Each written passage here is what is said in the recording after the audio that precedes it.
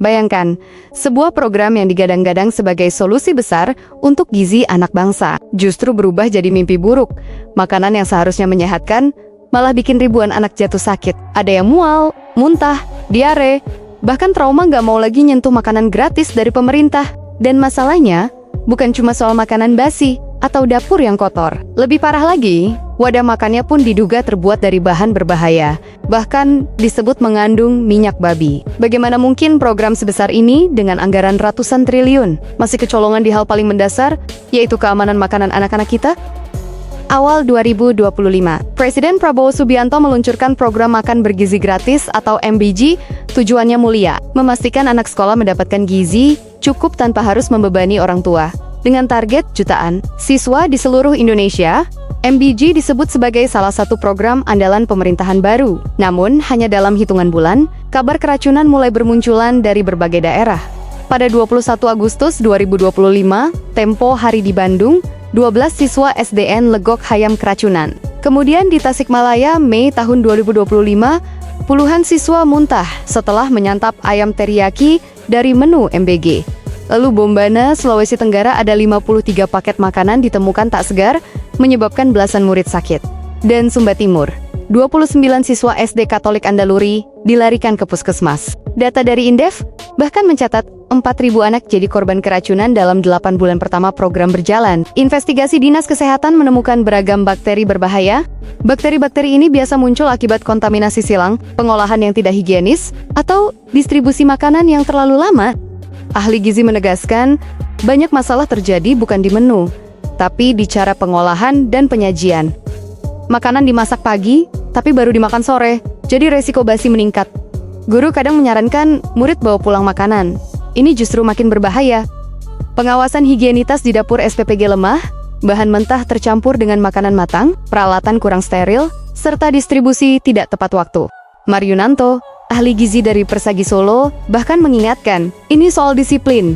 Dari cuci tangan, alat pelindung diri, sampai sterilisasi alat dapur. Kalau semua asal-asalan, jangan kaget kalau anak-anak keracunan. Belum selesai soal makanan, publik digegerkan isu lain. Wadah makan MBG alias ompreng. Investigasi media menemukan pabrik di Guangdong, Cina, memalsukan label Made in Indonesia dan logo SNI. Lebih mengkhawatirkan, uji lab di Shanghai mendeteksi adanya minyak babi dalam proses produksi ompreng tersebut.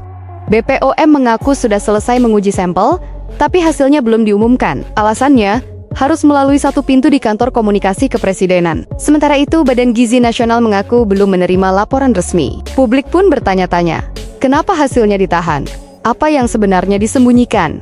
Presiden Prabowo mencoba meredam keresahan dengan klaim bahwa dari 3 juta penerima manfaat, yang keracunan hanya sekitar 200 orang. Itu artinya tingkat keberhasilan 99,99%.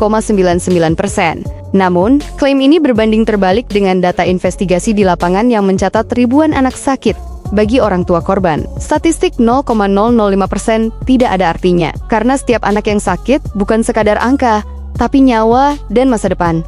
Di daerah, beberapa Pemda mulai bersuara. Wakil Gubernur Lampung menegaskan, target zero accident. Ia mengingatkan, program mulia ini bisa berubah jadi makanan beracun kalau pengawasan longgar. MTS Negeri 2 Brebes bahkan sempat mengeluarkan surat pernyataan. Orang tua harus menanggung risiko jika anak keracunan. Surat ini viral, lalu buru-buru ditarik kembali setelah menuai protes. Bagi sebagian keluarga, MBG yang awalnya dianggap berkah, justru jadi sumber ketakutan. Seorang ibu di Sumsel bilang, saya pikir kalau dapat makan gratis, bisa meringankan beban. Tapi ini bukannya meringankan, malah mau membunuh. Anak-anak yang pernah keracunan kini trauma. Banyak orang tua memilih melarang anak mereka menyentuh makanan MBG. Ironisnya, di atas kertas, program ini tetap dilaporkan sebagai program yang berhasil besar. Program makan bergizi, gratis. Seharusnya menjadi simbol harapan. Negara hadir memastikan anak-anak tumbuh sehat dan cerdas. Tapi, yang terjadi justru serangkaian kasus keracunan. Wadah bermasalah, hingga surat pernyataan yang seolah-olah membuang tanggung jawab ke orang tua. Apakah kita rela? Anak-anak jadi kelinci percobaan program yang belum siap dijalankan. Apakah anggaran sebesar ratusan triliun itu benar-benar dipakai untuk kualitas? Atau sekedar mengejar angka keberhasilan di atas kertas? Karena pada akhirnya, ukuran keberhasilan bukanlah persentase, melainkan apakah setiap anak bisa makan dengan aman, sehat, dan tanpa rasa takut. Mau kita biarkan program mulia berubah jadi tragedi? Atau berani memperbaikinya sebelum terlambat?